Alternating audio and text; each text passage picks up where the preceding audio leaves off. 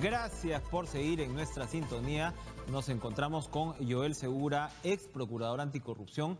Joel Segura, por supuesto, estuvo viendo, investigando, acompañando a la Fiscalía en algunos momentos, me consta, animando también a la Fiscalía a desarrollar las investigaciones que ahora desembocan o de alguna manera calzan, cuadran, las piezas encajan en el caso Odebrecht, pues a partir de las revelaciones del Departamento de Justicia de Estados Unidos y lo que esto desemboca, ¿no? Desemboca pues en la colaboración ya oficial de la empresa con la justicia peruana y esta, vamos a llamarla así, saga penal, ¿no?, que nos va a acompañar seguramente durante buena parte de este año y que sin duda va a afectar a buena parte no solamente de tecnócratas o de funcionarios, sino de la clase política. Joel, ¿cómo está? Gracias por estar con nosotros. Buenos días, Enrique. Gracias por la invitación. En lo inmediato, su sucesor, Amado Benco, ha sido expectorado de lo que él estaba viendo. Lo que yo pude llegar a conversar con él es que él estaba negociando como correspondía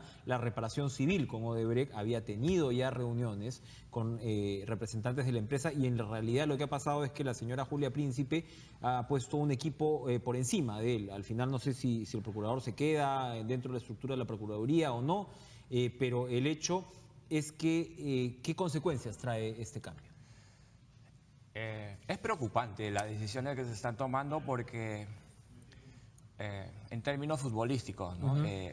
Ya una vez empezó el partido no puedes estar cambiando de equipo, ¿no? O sea, es difícil porque entiendo si entra un grupo nuevo y empieza de cero va a estar perdiendo 1 o 2 años de trabajo que la Procuraduría Especializada Anticorrupción ya ha estado realizando. Entiendo que ENCO, como procurador, también había reestructurado, entiendo, el equipo y estaba tomando acciones sobre esa base. Ahora, realizar un cambio nuevo de cero, la verdad que preocupa para la defensa del Estado, ¿no? El principal punto es que estamos ante un inmenso caso. O sea, es un caso que no es un caso pequeñito de un gobierno regional o de un alcalde o de un municipio distrital. Estás hablando de corrupción transnacional donde está en hipótesis la investigación a los últimos gobiernos que tuvo el país, ¿no? Ahora, 2 puntos ahí. ENCO reestructura, me dice el equipo. Primero, ¿qué reestructuró? ¿Qué efectos para poder tratar de comprender las razones de la doctora Príncipe, si es que hay razones que justifiquen el cambio? ¿Qué cosa fue lo que reestructura ENCO? Entiendo que estaba tratando de formar o potenciar más un equipo, ¿no? Porque él mismo varias veces salió diciendo que estaba convocando a nuevos profesionales, a nuevos técnicos que iban a integrar y manejar este caso. ¿Usted le dejó gente que estaba ya bastante familiarizada con el caso? Sí, desde un inicio teníamos un grupo que estaba manejando el caso y estaba trabajando y procesando toda la información, ¿no? ¿Sacó personas ENCO o las reubicó? No sacó. Entiendo que por la necesidad necesitaba un equipo mucho más grande.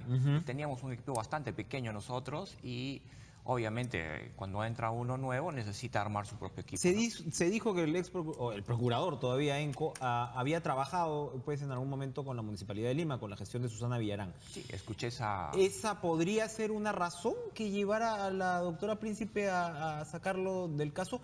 Insisto, lo digo porque de las conversaciones que pude tener con el procurador ENCO parecía una persona seria. Entiendo que sí, es un profesional con una larga trayectoria vinculada con la defensa del Estado, incluso ha estado en la Defensoría del Pueblo, entiendo, por su trayectoria. Mira, las razones ¿Lo descalificaría? La debería explicar la señora Julia Príncipe, ¿no? Pero yo creo que sería importante que lo haga, ¿no? Sí, yo creo que sí, porque como le dije, ¿no?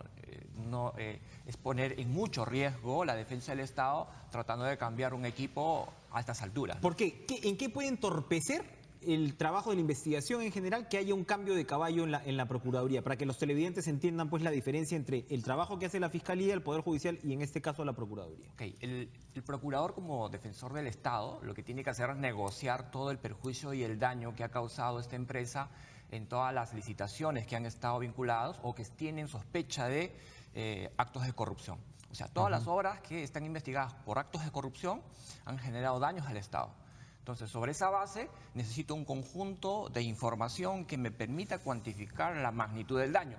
Para eso necesitas conocer un caso Y este caso es complejísimo. Entonces, estamos hablando de 2014, 15, donde se ha estado procesando poco a poco la información. Estás hablando de temas tan complejos que no solo implican a nivel nacional un análisis de las licitaciones acá, sino también tienes que entender toda la estructuración empresarial que ha tenido Odebrecht en otros países. Entonces, yo creo que ningún abogado de noche a la mañana va a venir y en un santiamén va a conocer el caso. Entonces, por eso es preocupante. Claro. Entonces, hay una información base y es muy clave que el funcionario que represente y negocie en nombre del Estado tiene que conocer todos los detalles y los pormenores, las acciones que en alguna medida te permitan tener una fuerza muy fuerte en el momento de la negociación. Entonces, quien entra y no conoce el caso, entra con un factor muy débil para negociar. O sea, no conoce la magnitud de lo que ha implicado este caso. Entonces, sí, adelante. Entonces, yo creo que por esa base, creo que no debería cambiarse un equipo a estas alturas. ¿A quién ha puesto la doctora Príncipe? ¿A quienes ha puesto la doctora Príncipe al frente de este equipo? ¿Los conoce usted? Alguno de ellos, y me parecían, por ejemplo, Efraín Núñez, que han estado hablando de ese nombre, es un profesional muy competente, además que conoce el sistema, ¿no? Pero yo no sé si será él, porque hasta ahora, bueno, nunca había un pronunciamiento oficial. Entiendo que son propuestas, pero si en todo caso se quiere reestructurar, debería ser sobre la base de los abogados que ya han estado trabajando, ¿no? Entonces, cambiar uno o dos que dirijan el asunto, pero que hay gente que maneja y tiene la información desde un inicio, podría permitir asumir el punto desde una partida a una posición mucho más ventajosa. A mí en este respecto me constan dos cosas. Una, que ENCO se había estado ya reuniendo con la gente de Odebrecht, ya se estaban llevando a cabo y él le había dicho a la gente de Odebrecht, bueno, regresen ustedes vayan pensando, ¿no?, cuál va a ser su propuesta en el marco de lo que usted dice de la reparación civil, número uno. Así es, entendemos que hay una propuesta de la empresa que está siendo investigada para negociar o avanzar en algún sentido cuánto sería el daño que habría causado la empresa al Estado. Entonces, sobre esa base, plantear un mecanismo de acercamiento y negociación. El segundo elemento que me consta es que durante su gestión, un caso como el de Toledo, que ahora encaja, como decía al principio de la entrevista, perfectamente con lo que, o casi perfectamente con lo que el Departamento de Justicia revela, con lo que ya sabemos, y con el caso de Coteva, con las cuentas que han aparecido, con el papel de Joseph Maiman, con era un fideicomiso en realidad de 20 millones de dólares, o coincidencia, 20 millones de dólares, que es lo que dicen el Departamento de Justicia que se pagó, no sabemos si sea exactamente eso o no. Pero es un caso que ya venía avanzado. Es decir, aquí lo que de alguna manera, como en estas películas de ciencia ficción, entra esta pieza, ¿no?, y se enciende de neón el rompecabezas porque ya está completo. Entonces, aquí llama la atención, por supuesto, ahora todo está centrado en el caso del tren eléctrico. El señor Cuba ha llegado, como debe ser, se deben llegar hasta las últimas consecuencias, ¿no?, de quien resulte responsable políticamente, pero sí llama la atención que el señor Toledo esté fuera del país, que el señor Maiman esté fuera del país, y que no haya habido pues resoluciones en este caso. A diferencia de lo que ocurre con el tren eléctrico e incluso con el caso del gasoducto, aquí la historia está prácticamente cantada. ¿Ha arrastrado los pies la Fiscalía en el caso de Alejandro Toledo? Yo creo que ahí hay que explicar varios escenarios. El escenario o el ámbito de investigación que está llevando la Fiscalía Anticorrupción esencialmente está vinculado o tiene por objeto determinar la existencia de corrupción en grandes licitaciones. Una de las sospechas o hipótesis importante han sido que el caso Interoceánica, desde un inicio, en hipótesis obviamente, ha estado acordado, y que estos términos o estos acuerdos en alguna medida habrían sido posteriormente beneficiados, porque hay unas cuentas, hay unos datos, una información que ha estado corroborando más o menos esta hipótesis, ¿no? Aquí la pistola tiene humo, a diferencia de otros casos, ¿no? O sea, hay casas, hay oficinas, hay digamos, claro, ese es la plata está ubicada. Ese es un ámbito de investigación en temas de corrupción respecto de acuerdos colusorios en esta gran obra. El otro caso que tenía Toledo, es lo que se confunde, es el caso llevado por lavado de activos. El caso llevado de lavado de activos, que viene por el tema de Coteva, que se inició en la Fiscalía de la Nación por el delito de enriquecimiento ilícito y lavado de activos, y finalmente el fiscal en su momento dijo que aquí no hay enriquecimiento ilícito porque no podías probar que la fuente o el dinero, que ahora más o menos está quedando claro que probablemente venga de fuentes de corrupción, no estaba claro la corrupción. Por tanto, el enriquecimiento ilícito se archivó. Se archiva, y como sí quedaba evidenciado el uso de gran cantidad de dinero y no entendías de dónde venía este dinero y que la señora, la suegra del señor invertía en propiedades y con fondos injustificados, entonces la Fiscalía opta por trabajar o armar un caso de lavado de activos. Entonces es un caso completamente aparte, distinto, y hay un caso que se está llevando en anticorrupción que obviamente va sobre la fuente, ¿no? Y, son dos casos distintos, pero sobre una misma historia, en realidad. Así es. Claro, la hipótesis general es que la plata que han invertido en los bienes probablemente tengan como origen acuerdos ilícitos, ¿no? Pero la Fiscalía debería ya estar, digamos, dictando órdenes de captura a estas alturas. ¿Qué cosa es lo que la Fiscalía debería estar haciendo? ¿O está haciendo bien? Yo creo que la Fiscalía... son temas complejos, ¿no? A veces uno cuando ha vivido en la realidad, viviendo en el caso día a día, y fundamentalmente cuando ves este tipo de impacto que causa, a veces la Fiscalía opta por ir con pies de plomo, ¿no? Necesita tener la evidencia directa, el dato directo, y esto toma mucho tiempo. Por ejemplo, el pedido que llegó de Inglaterra tomó bastante tiempo, creo que aproximadamente un año.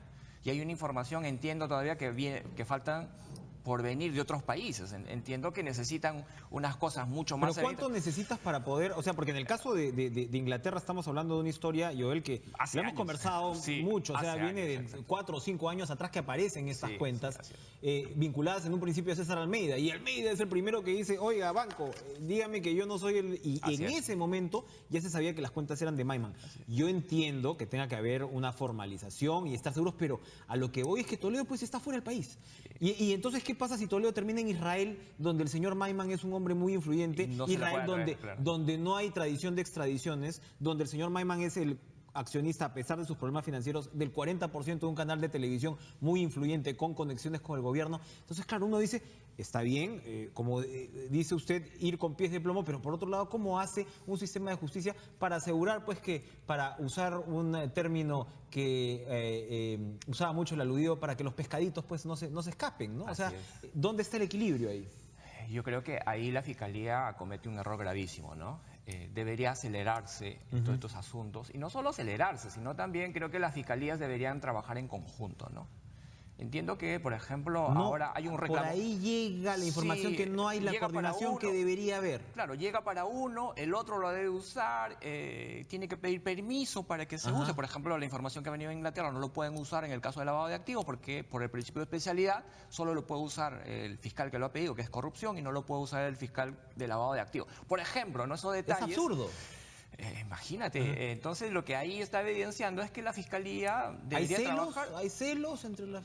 Probablemente, pero alguien debe dirigir esto, ¿no? Debe dirigir y que se cometan los errores mínimos, porque estás trabajando no con pescaditos. ¿A quién le tocaría dirigir esto? ¿Al fiscal de la Nación? Al fiscal de la Nación o a alguien que eventualmente tenga pues una mirada bastante clara de todo el panorama de lo que está sucediendo. Sobre el caso del tren eléctrico, ya que es un caso pues ya evidentemente más avanzado, hay detenidos, está llegando un detenido ahora, ¿qué le sugiere el hecho que el señor Lullo al principio pues pida perdón? ¿No? Bueno, el señor Navarro es el que se quebró durante la audiencia, pero el señor Lullo también pidió perdón, ¿no? Dijo que iban a colaborar, y ahora cambia el señor Lullo su versión diciendo que estas serán consultorías. Lo poco que hemos escuchado del abogado de Cuba esta mañana es, sí hay actos ilícitos, pero bueno, no le tocan todos a mi patrocinado. ¿Puede haber algún tipo de coordinación ya entre la defensa de estos acusados para decir, no, esto no fue soborno? En la práctica ocurre. En la práctica ocurre. Y además yo creo que el Estado, la Fiscalía, la Procuraduría no es ajeno a esto.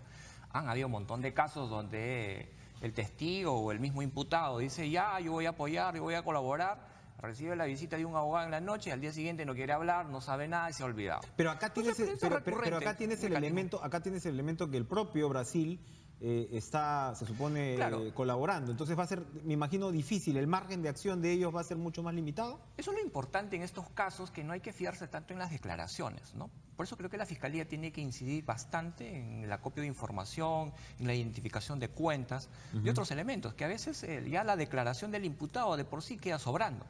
Y esencialmente es muy riesgoso, porque al inicio te puede decir, ya, yo colaboro, estás en el juicio, hasta puede negar, hasta puede decir... No, terminan acusando al fiscal.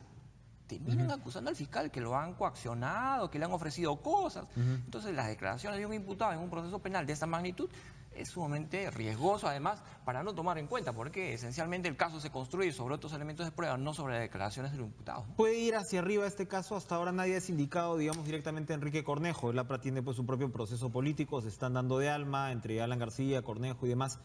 Pero ¿puede ir esto hacia arriba? ¿Hay indicios que nos indicarían que hacia allá va? La hipótesis de la Procuraduría de un inicio es que aquí están metidos las cabezas, el jefe de Estado. O sea, eso fue la primera hipótesis que planteamos cuando se inició este caso en julio-agosto del año 2015. ¿No? En su momento la Fiscalía dijo, bueno, yo no quiero ir por esa hipótesis procurador, quiero ir por acopiando la información necesaria, porque, claro... La Fiscalía fue mucho más cautelosa. Mucho más cautelosa. La Procuraduría sí desde un inicio planteó la hipótesis general que ahora se está manejando y entiendo que debe ir en esa línea. La Fiscalía, que es el director de la investigación y además como director de la investigación debe asumir la responsabilidad. Está la carga todo en él. Nosotros yo como ex procurador, el procurador actual, lo que hace es postular hipótesis que en alguna medida favorecen al Estado. Pero bueno, quien maneja, quien dirige es el fiscal.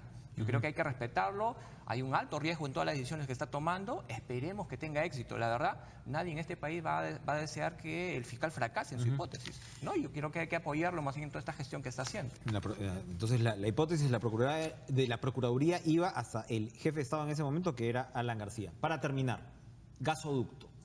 En gasoducto, bueno, lo que se comienza a complicar o ya le complica a los Humala Heredia es el tema de lo que pueden haber sido aportes de campaña. Se hablan de estos 3 millones de dólares y qué sé yo.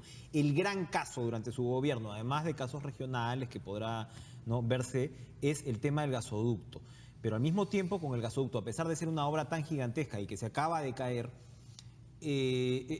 yo no veo que haya realmente aterrizaje en lo que podría haber sido corrupción. Se habla pues del retiro de uno de los postores, ¿no? Que pudo haber algún tipo de entendimiento. ¿Cuánto se avanzó en el caso del gasoducto en términos de hipótesis? Hasta la fecha en que yo estuve, insistimos mucho en ampliar la hipótesis y en ampliar el marco de imputados.